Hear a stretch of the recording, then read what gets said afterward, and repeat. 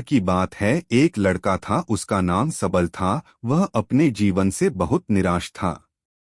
उनकी निराशा का कारण यह था कि वह अब तक अपने जीवन में कुछ नहीं कर रहा था। उसके माता पिता उसे ताने मारते थे कि आपके सभी मित्र कुछ न कुछ कर रहे हैं, लेकिन आप अभी भी घर बैठे हैं। दोस्तों के बीच भी अक्सर उनका मजाक उड़ाया जाता था। वह कहीं जाता तो लोग उससे पूछते कि आप क्या कर रहे हैं। उसे यह बताने में भी शर्म आ रही थी। वह कुछ नहीं कर रहा था। वह कुछ नहीं कर रहा था। धीरे धीरे उसने रिश्तेदारों से मिलना जुलना कम कर दिया और लोगों से मिलना भी बंद कर दिया। वह ज्यादातर समय घर पर ही रहता है। वह अकेला रोता है और भगवान को कोसता है और अपनी किस्मत को दोष देता है। अब उसे अपना जीवन बोझ लगने लगा था।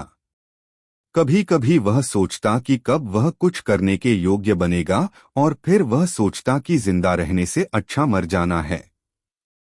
एक दिन वह अपने नगर की एक गली से गुजर रहा था। तभी उसने देखा कि एक उपदेशक दुख और परेशानियों पर उपदेश दे रहा है। वह भी उसी भीड़ में सबसे पीछे बैठ गया और गुरु के प्रवचन सुनने लगा।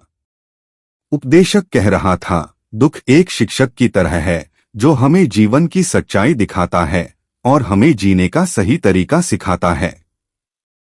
आप चाहें तो जिंदगी जीना भी सीख सकते हैं।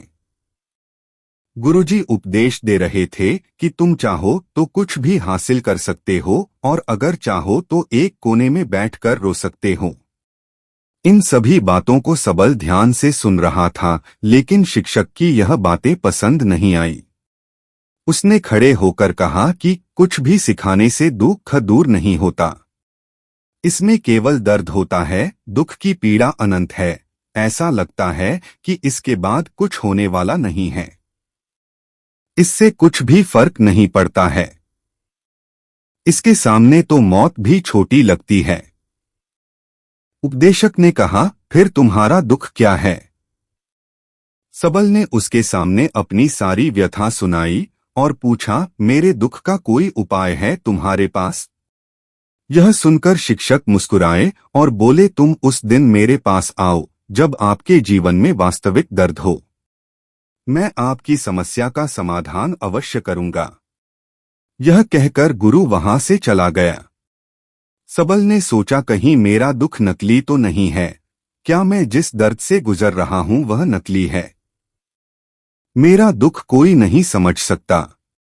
जब माँ बाप नहीं समझते तो गुरु क्या समझेगा? उनके दुखों से व्यथित होकर सबल ने एक फैसला लिया कि अब वह कुछ करेगा।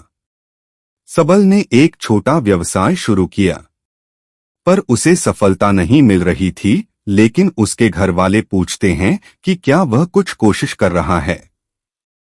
वह अपने व्यवसाय में लगा रहा और धीरे धीरे उन्हें सफलता मिलने लगी। फिर उसने गति पकड़ी और केवल 3 साल के अंदर ही वह एक बड़ा बिजनेसमैन बन गया।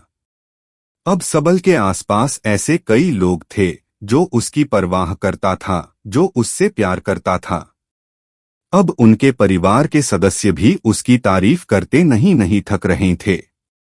दिन ब दिन उसके मित्रों की संख्या बढ़ती जा रही थी। अब वह अपनी जिंदगी से बहुत खुश था। उनके कुछ दोस्तों ने उन्हें सलाह दी कि जब आप एक बड़ा बिजनेसमैन बनकर बहुत खुश हैं, तो सोचिए आपको कितनी खुशी होगी अगर आप इस शहर और इस राज्य के सबसे बड़े बिजनेसमैन बन जाते हैं। कितने लोग आपसे जुड़ना चाहेंगे, आपकी कितनी बड़ी ख्याति होगी और स्वयं राजा भी आपसे दोस्ती करना चाहेंगे और जरूरत पड़ने पर ही आपसे पैसे उधार लेंगे। दोस्तों की यह बात सबल के मन में घर कर गई। अब वह और पैसे कमाने की कोशिश करने लगा। Thanks for watching this video.